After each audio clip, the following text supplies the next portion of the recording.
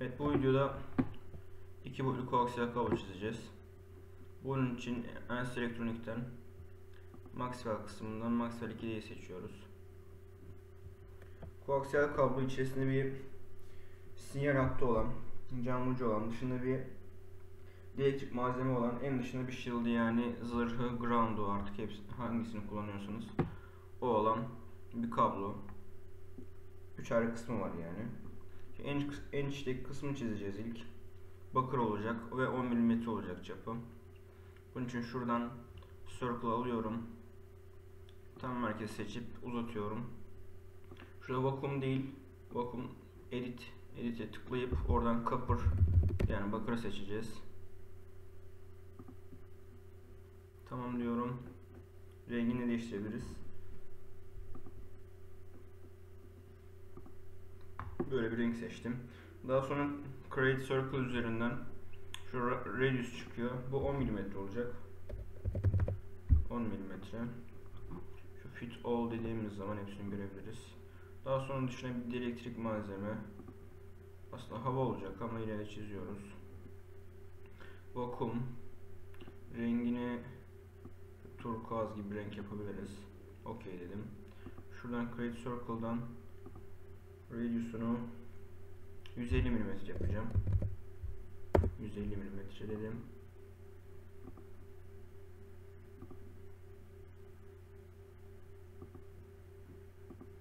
Şunu 100 değil, şunu 10 yapacağız.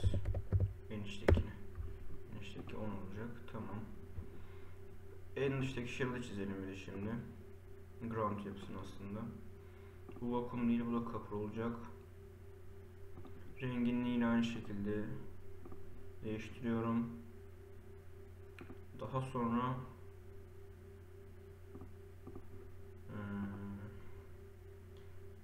radius'unu 155 mm yapıyorum. Şu circle 1'i R1 olarak adlandıracağım. R1 circle 1 tamam. Circle 3'ü R3 olarak adlandıracağım. Bu tamam. Şu vakum malzemeli olan Circle 2'yi de R2 olarak adlandıracağım. Bunu tamam dedik. Daha sonra şu R1 içteki sinyal hattının R1'in üzerine sağ tıklayıp akım değil tabii ki bunu bu arada başta şu solution type'ta myostatik değil elektrostatik yapmamız gerekiyordu. Yani böyle yaparsak akım isteyecek bizden normal olarak. Bizim gerilim girmemiz gerekiyor elektrik alanı bulabilmemiz için. O yüzden elektrostatik diyorum. OK dedim. Daha sonra şu R1 üzerinden sağ tıklayıp bir voltaj ekliyorum. İçteki sinyal hattına. 100 kV yapıyoruz bunu. OK dedim. Şurada zaten excitation'a şurada volt 1 geldi. Daha sonra en dıştaki ground'a da yine aynı şekilde bir voltaj deyip bu da 0 volt olacak. O da geldi.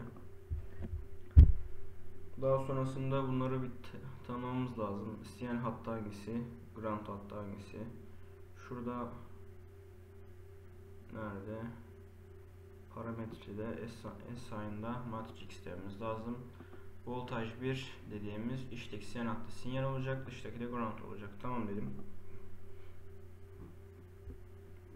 Daha sonra şu Analysis Setup'tan şurada Refinement Purpose'i %50 yapacağım ben. %30 değil,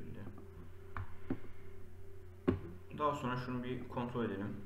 Çizimi bir hata var mı yok mu? Şu an herhangi bir hata olmadığını gösteriyor. Daha sonra analiz edelim. Çözsün bir çizimi.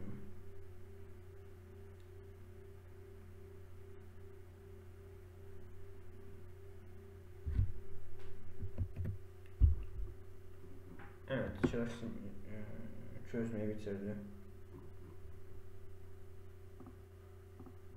Plane XY'de veya direkt içteki sinyal hattı da seçip elektrik alan çizgilerini görebiliriz. Field'dan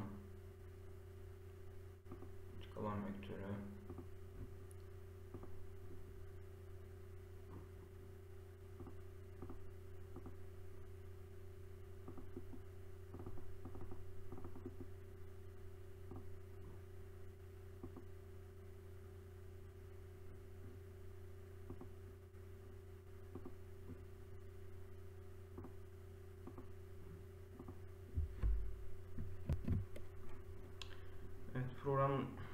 programın kendi setup'ı ile ilgili bir sıkıntı olmuş. Onu düzelttim hemen.